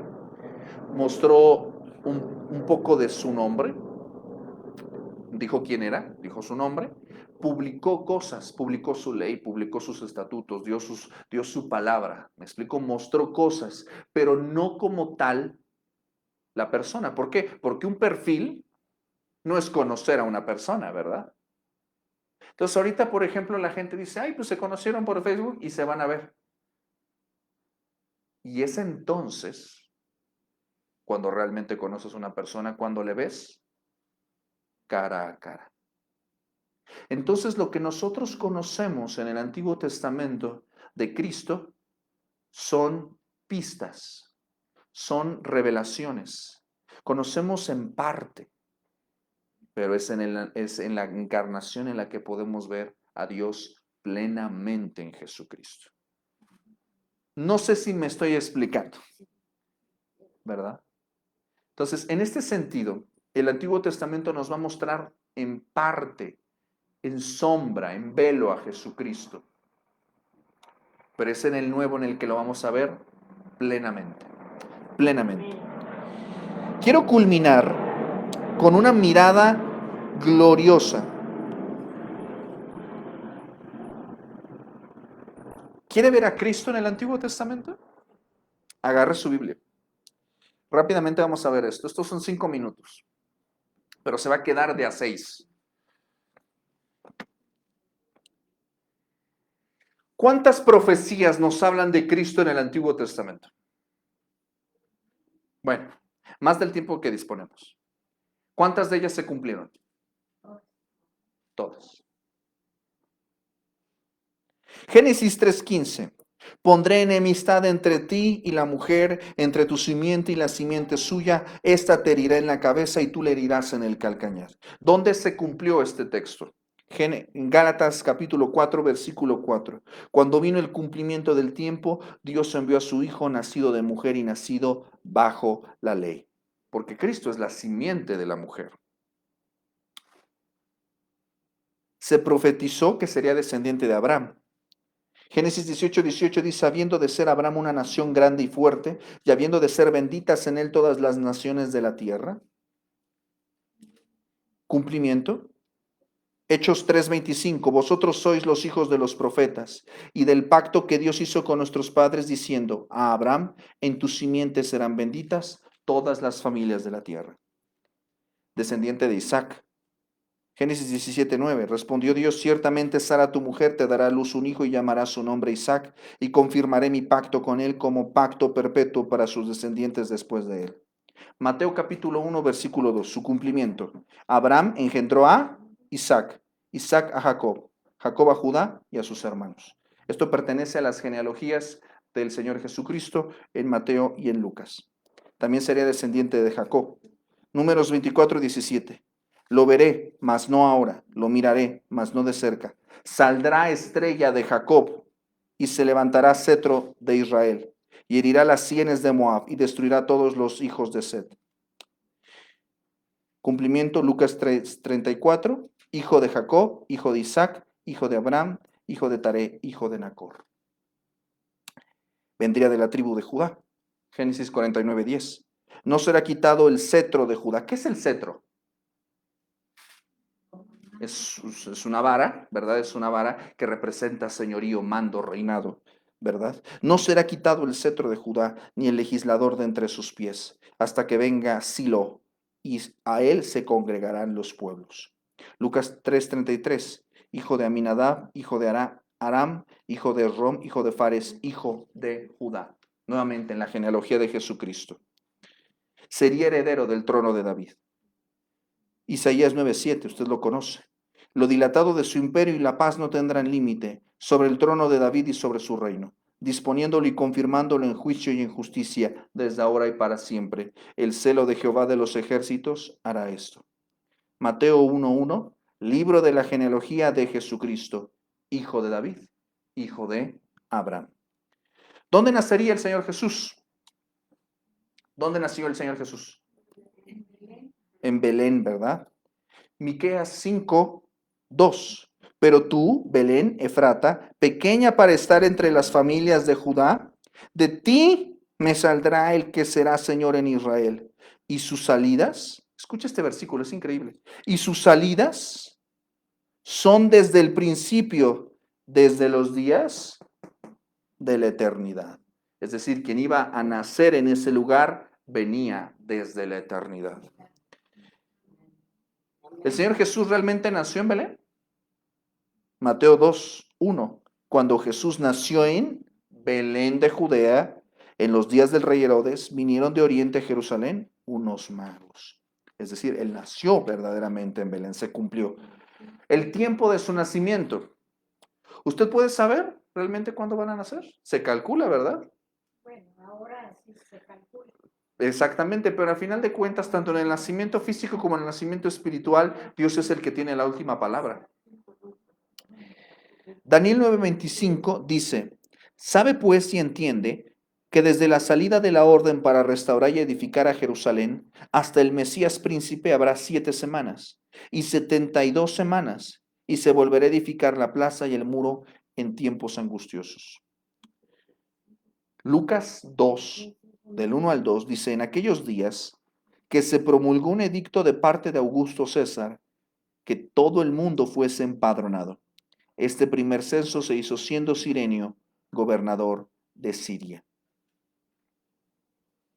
Habla de un tiempo en particular, ¿verdad? ¿Nacería de una virgen?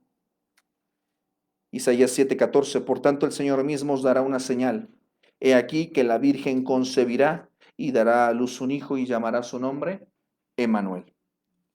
Mateo 1:18, el nacimiento de Jesucristo fue así. Estando desposada María su madre con José, antes que se juntasen, se halló que había concebido del Espíritu Santo. La matanza de los niños. Así ha dicho Jehová, Jeremías 31:15, voz fue oída en Ramá, llanto y lloro amargo. Raquel se lamenta por sus hijos, no quiso ser consolada acerca de sus hijos, porque perecieron. Herodes entonces, cuando se vio burlado, Mateo 2:16, se enojó mucho y mandó matar a todos los niños menores de 2 años que había en Belén y en todos los alrededores, conforme al tiempo que había inquirido de los magos. Está profetizado, mis amados, está profetizada su huida a Egipto, dónde nacería, qué es lo que pasaría en su nacimiento, su ministerio en Galilea, su vida como profeta, su sacerdocio, su rechazo por el pueblo de Israel, su entrada triunfal en Jerusalén, su traición por el mismo Judas. ¿Por qué cantidad sería traicionado? ¿Cómo le atina usted a eso? Zacarías 11:12. Y les dije, si os parece bien, dadme mi salario, y si no, dejadlo. Y pesaron por mi salario 30 piezas de plata. Mateo 26:15, ¿qué me queréis dar? Y yo os lo entregaré. Y ellos le asignaron 30 piezas de plata. Esto es imposible de predecir en un cálculo matemático. El dinero sería devuelto. ¿Qué pasaría con el dinero de Judas? ¿Qué pasaría con el dinero con el que el Señor, con el que fue vendido el Señor? ¿Qué pasaría con ese dinero? Parece que no han ido a ninguna Semana Santa. ¿Qué es lo que pasó con ese dinero? ¿Qué le pasó a Judas? Se ahorcó, ¿verdad?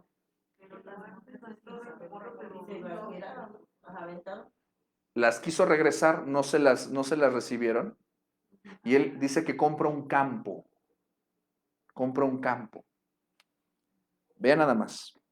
Zacarías 11:13, y me dijo Jehová, echadlo al tesoro, hermoso precio con que me han apreciado. Y tomé las 30, esto está escrito siglos antes del nacimiento de nuestro Señor Jesucristo. 11:13. Zacarías 11:13. Es el precio. ¿Qué pasó con ese dinero? ¿Qué hicieron los sacerdotes? Los sacerdotes, no miento, no lo devuelven. De hecho, lo echan al tesoro. Lo meten a la caja. Fíjense, o sea, es el nivel del cinismo. O sea, dieron ese dinero para que Judas se entregara al Señor. Judas les regresa el dinero y ellos le dicen, venga para acá. Pues sí, que a quién le dan pan que llore, ¿verdad? O sea, ese era el nivel del cinismo de estos hombres. Y cuando Judas se ahorca, de hecho ellos compran un campo, el campo de Acéldama, el campo de un alfarero. ¿Qué quiere decir eso? Es un campo de sangre. Mateo 27, del 6 al 7. Los principales sacerdotes, tomando las piezas de plata, dijeron, no es lícito echarlas en el tesoro de las ofrendas porque es precio de sangre, pero lo tomaron.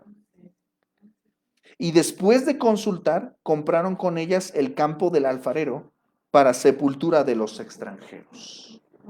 O sea, un cementerio. Lo compraron para hacer un cementerio. ¿Se da cuenta? Se profetizó el puesto, obviamente, ¿qué pasa con Judas? Judas se ahorca. ¿Cuántos discípulos eran? 11. Digo, eran 12, pero sin Judas, pues ya son 11. Salmo 109, versículos del 7 al 8. Cuando fuere juzgado, salga culpable y su oración sea para pecado. Sean sus días pocos. Y dice el texto, tome otro su oficio. Hechos 1 del 18 al 20. Este pues, con el salario de su iniquidad, es Pedro hablando acerca de Judas. Este pues, con el salario de su iniquidad, adquirió un campo y cayendo de cabeza, se reventó por la mitad y todas sus entrañas se derramaron. Y fue notorio a todos los habitantes de Jerusalén de tal manera que aquel campo se llama, en su propia lengua, Acéldama, que quiere decir campo de sangre, porque está escrito en el libro de los Salmos, sea hecha desierta su habitación, y no haya quien more en ella, y tome otro su oficio. Se profetizó cuántos golpes le darían. Se profetizó que sufriría en sustitución por nosotros, que sería crucificado con pecadores, que sus manos y sus pies serían horadados. Isaías 53:12 dice, por tanto yo le daré parte con los grandes, con los fuertes repartirá despojos, por cuanto derramó su vida hasta la muerte y fue contado con los pecadores, habiendo él llevado el pecado de muchos y orado por los transgresores. Mateo 27:38 dice, cuando lo crucificaron, y entonces crucificaron con él a dos ladrones, uno a la derecha, otro a la izquierda. Fue llevado con los transgresores. Sus manos y sus pies, que serían perforados. Dice el Salmo 22:16, horadaron mis manos y mis pies. Juan 20:27 le dice a Tomás, pon aquí tu dedo, mira mis manos, acerca tu mano, métela en mi costado, no seas incrédulo, sino creyente. Y podríamos seguir y seguir y seguir y seguir.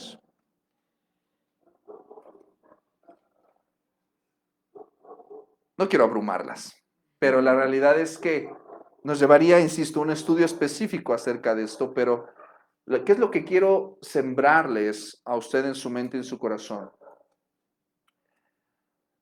Nuestro Señor Jesucristo en su preexistencia, antes de que estuviese, antes de que estuviese en el vientre de María, antes de nacer, antes siquiera de que María conociera a José, antes de que José y María nacieran, antes de que hubiera Roma, antes de que hubiera un reino, antes de los tiempos de la historia, antes de la creación, Cristo ya existía. Y estas palabras que fueron inspiradas en la revelación escritural nos hablan de una persona que existió, que es real, que existe, que es real. No nos están hablando, esto es, yo no encuentro ningún texto de la literatura ni de la religión humana que tenga este nivel de precisión. Digo, yo soy muy torpe para exponerlo, pero la realidad es que, y me llevaré más tiempo del que dispongo, pero la realidad es que hay más evidencias para creer que para no creer. Amén. Y cuando hablamos de Cristo antes de su encarnación hay mucho que decir. Digo, ahorita me vi así cortito porque es demasiado lo que le tengo que decir. Si hiciéramos un resumen, solamente podríamos decir, hablando de la preexistencia de Cristo, que Él es el primogénito de la creación, el primogénito de los muertos. Él es antes de la eternidad. Cristo existió siempre en la eternidad pasada como hijo, porque comparte la misma esencia con el Padre como Dios, tiene la misma dignidad de señorío, de poder, de dominio. Todo fue creado por medio de Él y para Él. Y Él se encarnó voluntariamente, se sometió obedientemente como hijo. Por eso la mirada de hijo no es porque haya dejado de ser Dios, sino porque tomó una actitud de hijo, una actitud de obediencia, una actitud de sumisión, una actitud de obediencia. Tomó una actitud de respeto y de amor. Por eso Él es hijo. Y desde la eternidad Él trabajaba. Incluso el Señor Jesús dijo, mi Padre hasta ahora trabaja y yo también trabajo. En la creación Él trabajó, en el sustento y en la provisión de la creación y de la historia Él trabajó. Se dice que incluso cuando Inglaterra iba a ser atacada por las fuerzas españolas, la famosa Felipe tenía una flota que se le conocía como la Armada Invencible. Y se dice que antes casi de llegar a las costas, llegar al Canal de la Mancha, se desata una tormenta tremenda.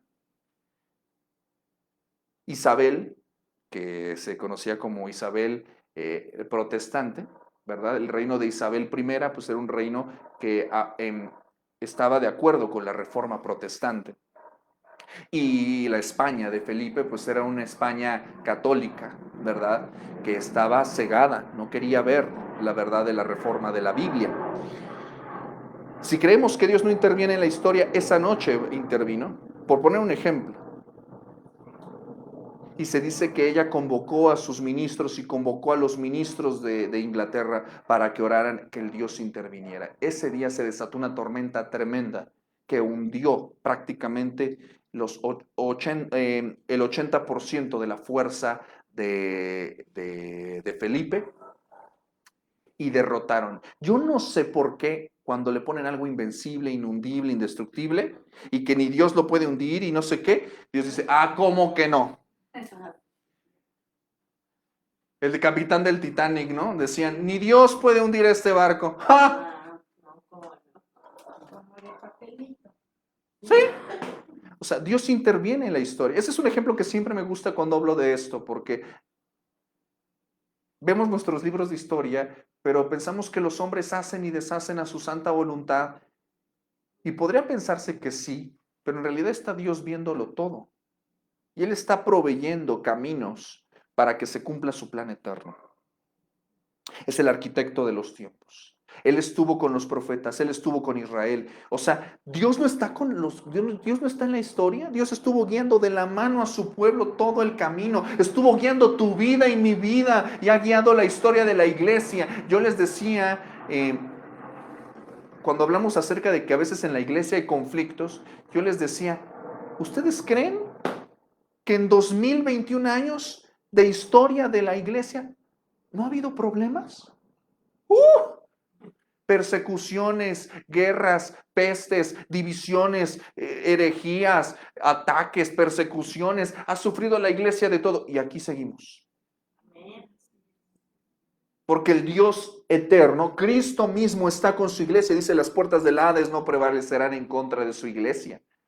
Nos ha conocido desde antes de la fundación del mundo. Él quiere que veamos su gloria. El Cristo preexistente, antes de la fundación del mundo, ya nos tenía en la mira. Ya nos tenía en la mira. Cuando vemos su palabra, nada más tantito, nada más ábrala tantito. Spurgeon decía, no es necesario defender la Biblia. Es como un león. Ábrele la jaula. Se defiende sola.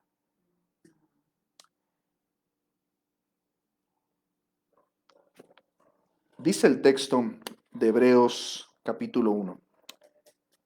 Dios, habiendo hablado muchas veces y de muchas maneras en otro tiempo a los padres por los profetas, en estos postreros días nos ha hablado por el Hijo, a quien constituyó heredero de todo y por quien asimismo hizo el universo, el cual, siendo el resplandor de su gloria y la imagen misma de su sustancia, y quien sustenta todas las cosas con la palabra de su poder, habiendo efectuado la purificación de nuestros pecados por medio de sí mismo, se sentó a la diestra de la majestad en las alturas, hecho tanto superior a los ángeles, cuanto heredó más excelente nombre que ellos. Porque a cuál de los ángeles dijo Dios jamás, mi hijo eres tú, yo te he engendrado hoy, y otra vez, yo seré el Padre, y él me será mi hijo. Vamos a orar. Padre bendito, en el nombre de Jesús te damos infinitas gracias y te damos la gloria, porque cuando, Señor, abrimos nuestros ojos y tú abres nuestro corazón y nuestra mente para contemplar la gloria de tu Hijo Jesús, antes de la eternidad, antes de que fuera el tiempo, antes de la creación, antes de la redención, antes de nosotros, antes de cualquier otra cosa que pudiera crearse, Señor. Tu Hijo es glorioso. Nosotros, Señor, nos postramos ante la eternidad y la gloria de tu Hijo Jesucristo. Nos maravillamos al mirar cuando leemos el relato revelado de Daniel. Cuando vemos, Señor, a Cristo revelando a su siervo la historia, revelando, Señor, las cosas imposibles para los hombres. Tú estuviste ahí, Señor Jesús. Tú estuviste ahí en la creación del mundo. Tú estuviste ahí, Señor, guiando a tus siervos. Tú estuviste ahí con tu pueblo en el pasado. Tú estuviste ahí cuando los profetas derramaron la tinta para escribir tu palabra. Tú les fuiste guiando. Tú les fuiste enseñando. Tú estuviste, Señor, a través de toda la historia, a través de la eternidad, Señor. Tú has estado en los eventos, en los más nimios y más grandes eventos, en las tomas de decisiones, en las cosas más terribles, incomprensibles y más gloriosas de la historia. Pero trayéndolo a nuestra vida personal, Señor, tú eres glorioso, Señor, porque has existido antes. Tú desde antes nos tenías en tu mente, tú desde antes nos tenías en tu corazón, tú desde antes habías escrito que nosotros seríamos salvos. Tú desde antes has estado interviniendo en nuestra vida, has estado guiándonos, has estado aconsejándonos, has estado llevándonos, Señor. Te damos gracias porque antes de que, por decirlo de alguna manera, Señor, antes de que te encarnases en nuestra vida, tú ya eras nuestro Salvador, tú ya eras nuestro Señor, tú ya eras nuestro Dios, tú eras ya con nosotros antes de que estuviéramos en el vientre de nuestra madre. Señor, cuando miramos tu eternidad en nuestras vidas, no podemos decir otra cosa más que gracias, Señor. Alabado sea tu nombre. Oramos, Señor, en el nombre de la bendita Trinidad, de la bendita eternidad, del Padre, del Hijo y del Espíritu Santo, y en su nombre decimos amén. Amén. Mis amados, muchas gracias por acompañarnos en esta transmisión. Recuerde que en Ministerios Voz que Clama tenemos un compromiso con la palabra del Señor. Nos vemos el domingo. Vamos a estar compartiendo el mensaje Dios es digno de nuestra excelencia. Vamos a estar compartiéndolo por audio, así que vamos a estar mandándolo en nuestras ligas. Fue un mensaje que estuvimos predicando nosotros la semana pasada. Cuando fuimos allá con nuestros hermanos, vamos a estar compartiendo este mensaje maravilloso que el Señor nos otorgó. Esperamos que sea de bendición, mi amado, mi amada. Y nos estamos viendo aquí el próximo miércoles, Dios mediante, a las 6 de la tarde. Recuerde los fundamentos de la fe, la persona de Cristo. La próxima semana vamos a ver al Cristo encarnado, la maravilla, la gloria. Lo que diría el teólogo alemán Dietrich Bonhoeffer, la gloria de glorias, la maravilla de maravillas, la encarnación de Dios. Vamos a verlo la próxima semana, así que quédese con nosotros. Recuerde que estamos enviando el plan de lectura de McChain y pues estamos ya en Facebook, estamos en YouTube, estamos en SoundCloud y en Spotify. Dios les bendiga, apóyenos con sus oraciones y apóyenos también con sus aportaciones. Lo que usted pueda es de gran bendición. Dios les bendiga, excelente semana, fuerte abrazo. Clase, muchas gracias, Dios les bendiga y nos vemos la próxima semana. A Dios sea la gloria.